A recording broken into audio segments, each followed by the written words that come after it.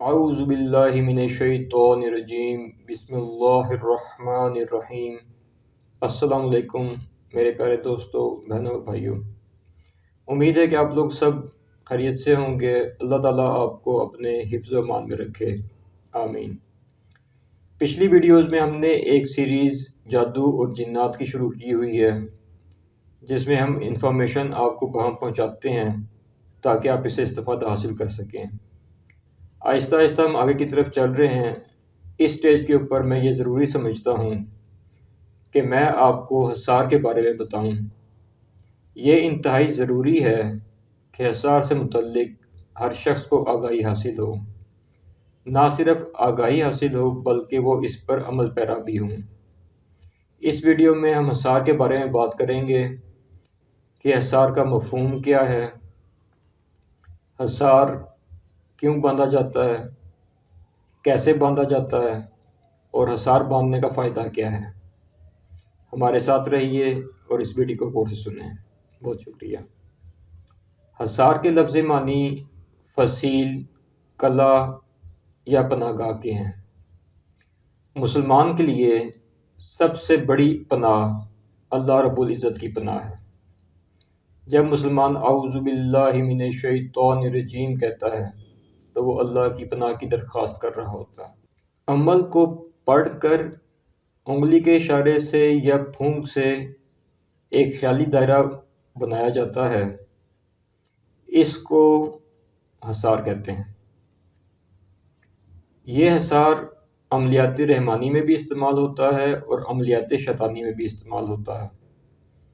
فرق یہ ہے کہ جب عملیات رحمانی میں حصار باندھا جاتا ہے تو اس میں کلام الہی اور اللہ کے پاک ناموں سے حصار باندھا جاتا ہے۔ نیت اور مقصد یہ ہوتی ہے کہ میں اللہ کی پناہ میں ہوں اور اللہ رب العزت میری مدد فرمائے۔ جبکہ شیطانی عملیات میں، سفلی عملیات میں جو حصار باندھا جاتا ہے اس میں مدد شیطان سے مانگی جاتی ہے۔ عملیات میں عمل پڑھنے کے بعد انگلی کے اشارے سے ایک خیالی دائرہ باندھا جاتا ہے، اس دائرے کو حصار کہا جاتا ہے۔ یہ حصار انسان کے ارد گرد بھی باندھا جا سکتا ہے، اپنے مکان یا دکان یا آپ کی بزنس پلیس کسی بھی جگہ پہ اس حصار کو باندھا جا سکتا ہے۔ یہاں پر یہ سوال پیدا ہوتا ہے کہ حصار کیوں باندھنا چاہیے؟ تو یہ جاننے کے لیے یہ سمجھنا بہت ضروری ہے کہ انسان کے بے شمار دشمن ہیں۔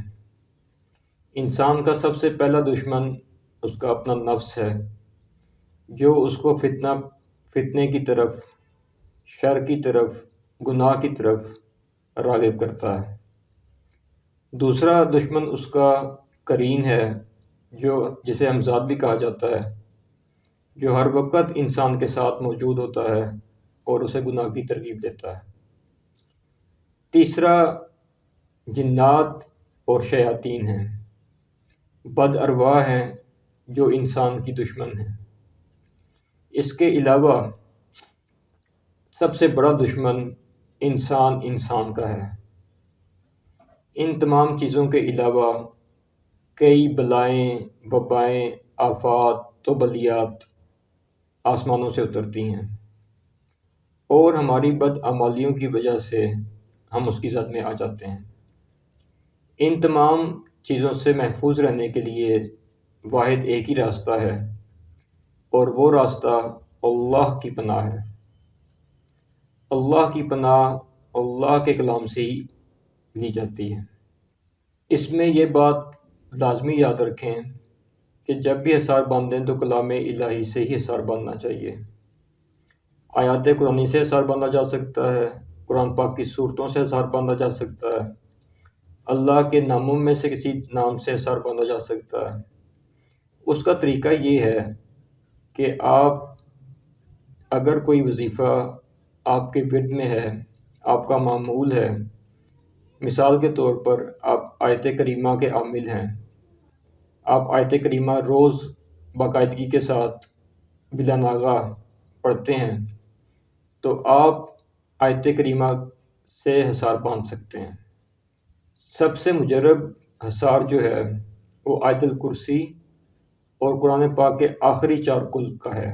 حصار باندھنے کا طریقہ یہ ہے کہ آپ ایک دفعہ آیت الکرسی اور ایک دفعہ 4 کل پڑھیں گے۔ ان کو آپ طاقت میں بھی پڑھ سکتے ہیں، مثال کے طور پر 1 3 5 7 9 11 مرتبہ پڑھ کر اول آخر درود شریف پڑھنے کے بعد آپ نے اپنی دائیں ہاتھ کی شہادت کی انگلی پر پھونک مارنی ہے۔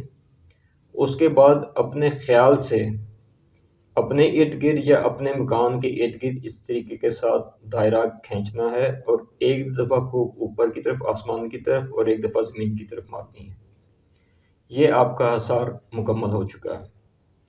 اس کا فائدہ یہ ہوگا، اس کا میکنزم یہ ہے کہ جب آپ کلام الہی کے ذریعے اللہ کی مدد کو پکارتے ہیں تو اس کلام الہی کی خدمت پہ مامور جو فرشتے ہیں وہ اللہ کے حکم سے آپ کی مدد پہ مامور رہتے ہیں، اور انسان کسی بھی ناگہانی آفت، شر انگیزی، شیاطین، جنات، انسان کسی کی بھی شر انگیزی ہو، بد نگاہ ہو، حسد ہو، اس سے انسان محفوظ رہتا ہے۔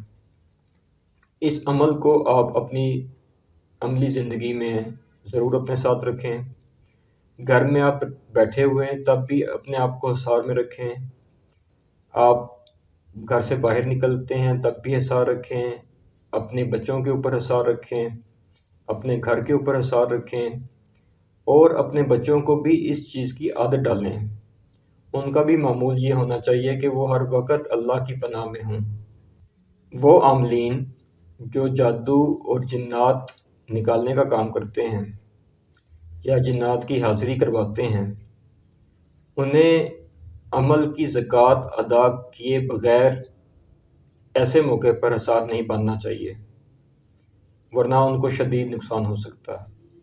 امید ہے کہ حصار کا عمل آپ کو سمجھ آ گیا ہوگا، آپ اس پر عمل پیرا رہیں گے اور اپنی دعاؤں میں تمام امت محمدی صلی اللہ علیہ وآلہ وسلم کو یاد رکھیں۔